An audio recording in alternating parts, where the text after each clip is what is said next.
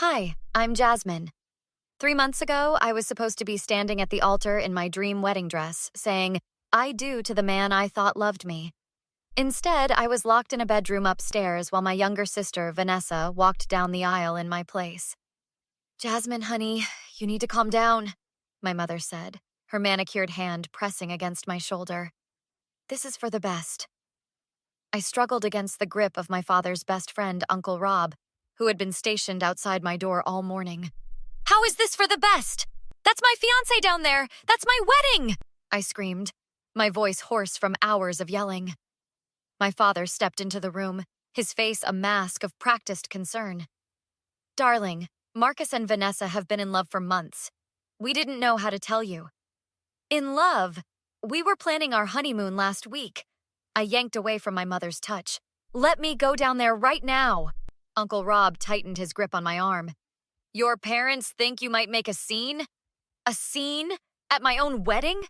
I was beyond furious. Dad, how could you do this? My father's expression hardened. The Montgomery merger depends on this marriage. Marcus's family needs someone with a business degree, not an art major. Vanessa fits their requirements. Requirements? I'm your daughter, not a job applicant. Listen to me, my mother hissed, her perfect smile never faltering. The contracts are signed.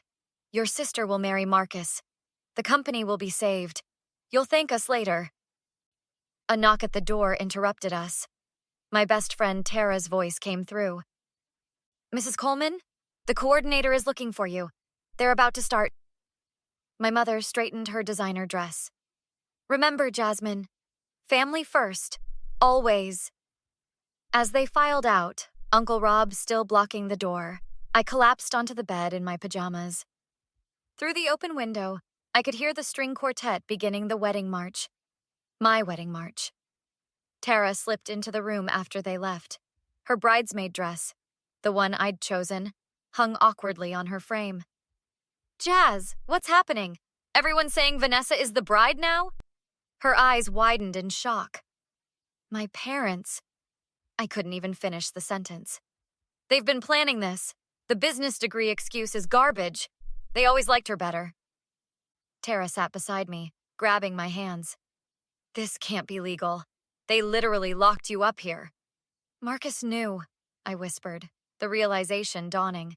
He must have known. No way. Tara shook her head vigorously. He wouldn't. Call Elena, I interrupted, referring to my cousin who worked as a lawyer. Don't tell my family, and I need your phone. They took mine. What are you going to do? Tara asked, already dialing.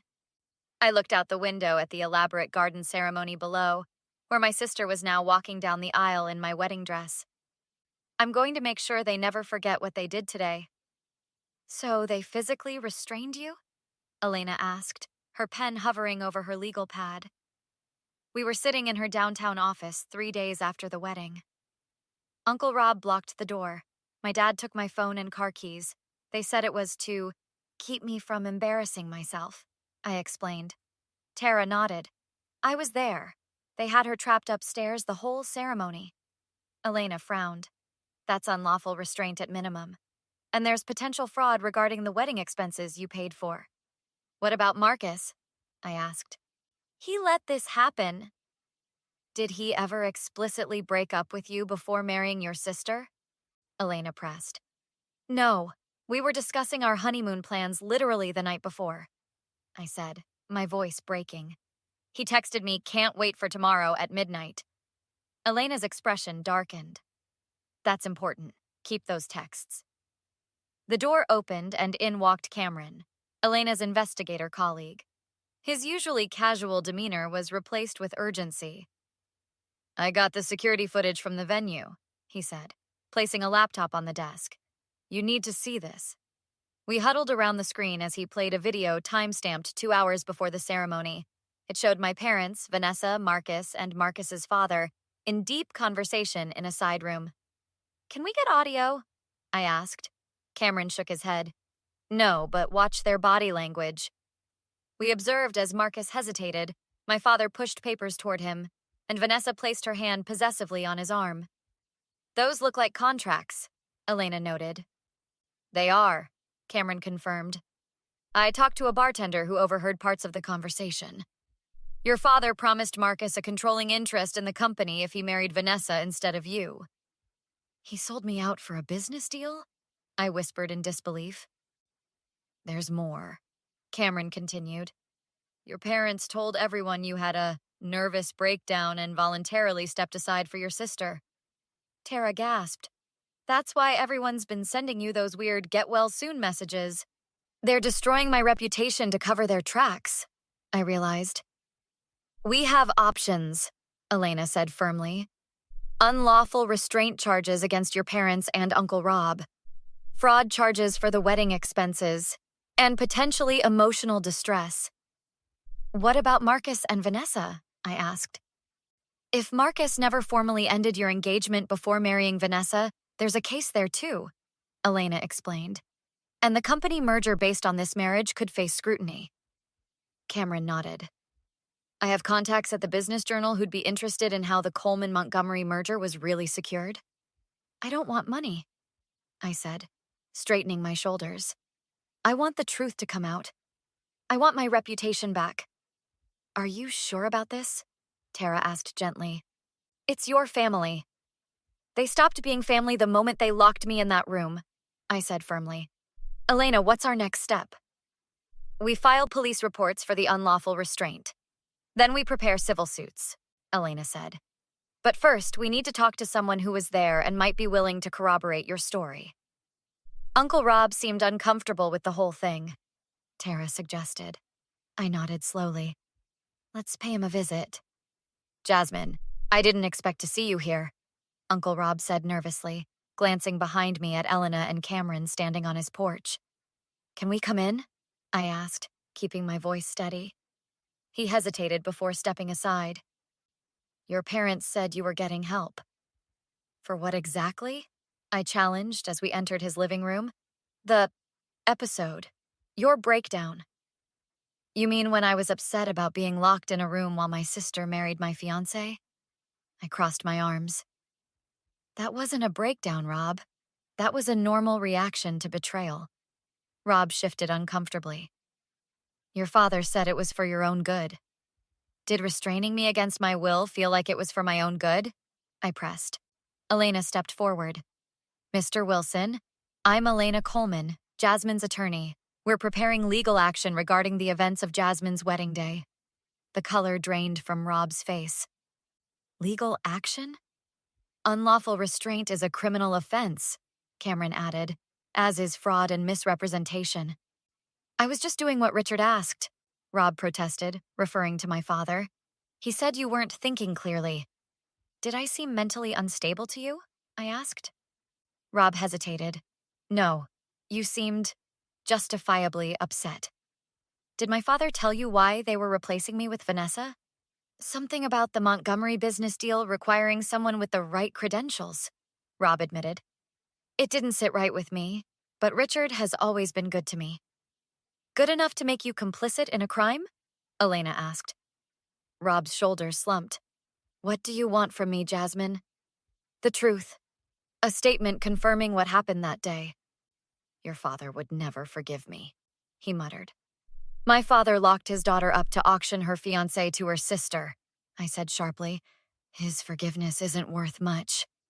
Rob sat heavily on his couch. The night before, I overheard your parents arguing with Marcus.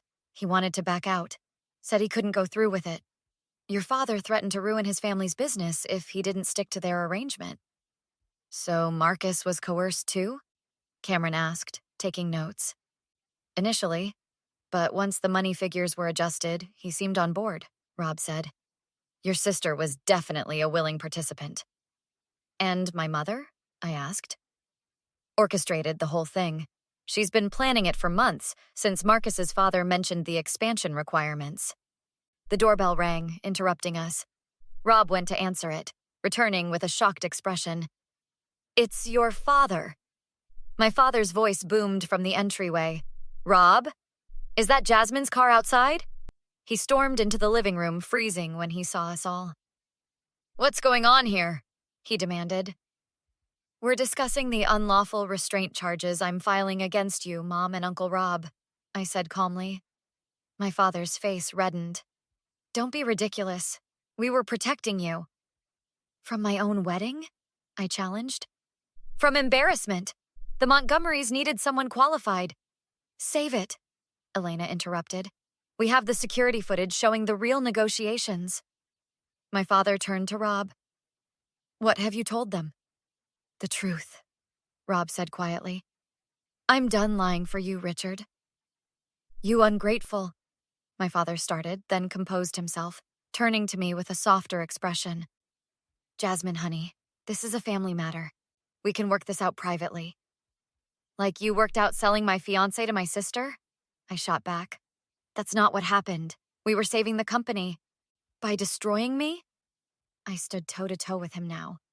You locked me up, stole my wedding, and told everyone I had a mental breakdown. We can fix this, he pleaded, his eyes darting to Elena and Cameron. Whatever you want. Money? A position in the company? I want justice, I said firmly. And I want everyone to know what you did. You would ruin this family over one wedding? His voice turned cold. You ruined this family when you chose Vanessa over me.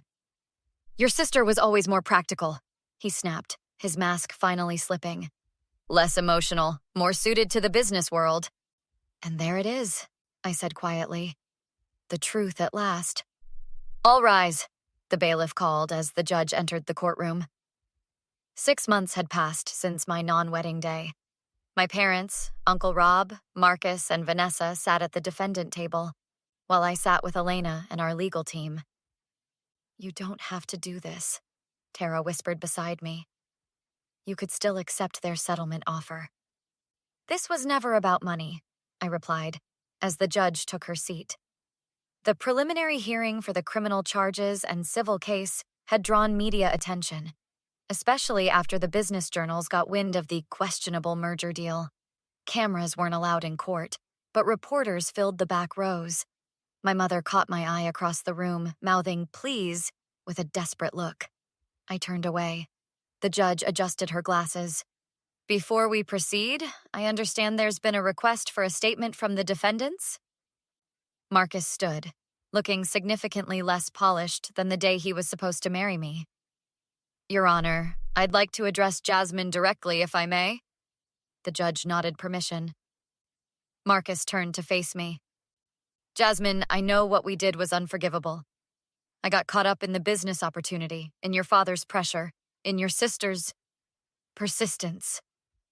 He glanced at Vanessa, who glared back. I'm truly sorry. If I could take it back. But you can't, I interrupted. You made your choice. The merger is falling apart anyway, he continued desperately. None of it was worth it. I've lost everything that mattered. So have I replied coldly. Miss Coleman, the judge addressed me. The defendants have offered a substantial settlement and public apology. Are you certain you wish to proceed with this case? I stood. Yes, Your Honor. This case isn't about compensation. It's about accountability. My father rose next. Jasmine, please. We're your family. Whatever mistakes we made, we did it because we thought it was best for everyone.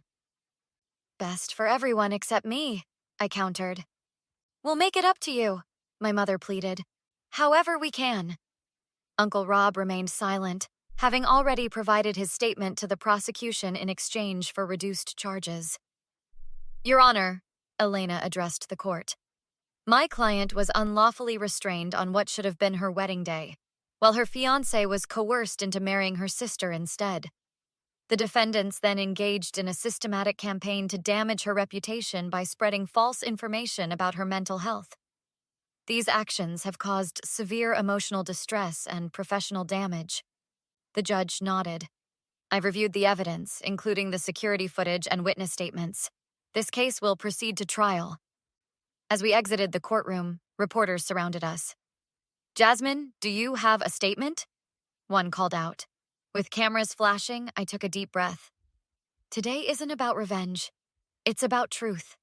No one should have the right to take away someone's freedom and dignity, especially not the people who are supposed to love you most. Later, At a cafe across from the courthouse, Cameron, Elena, Tara, and I sat discussing next steps. The DA is confident about the criminal charges, Elena explained, and our civil case is strong. How are you feeling? Tara asked, squeezing my hand. Lighter, I admitted. For months, I felt like I was going crazy with everyone believing their lies. Now the truth is out. Your parents' company stock is plummeting, Cameron noted, checking his phone. The Montgomery deal is officially dead. That's not why I did this, I clarified. We know, Elena assured me. But justice comes in many forms. What will you do now? Tara asked. I smiled for what felt like the first time in months. I've been accepted to a master's program in art therapy. Turns out my impractical degree is perfect for helping people heal from trauma. To new beginnings, Cameron raised his coffee cup. As we toasted, my phone buzzed with a text from Uncle Rob. I'm testifying against your father tomorrow. You deserved better from all of us. Do you think you'll ever forgive them? Tara asked quietly.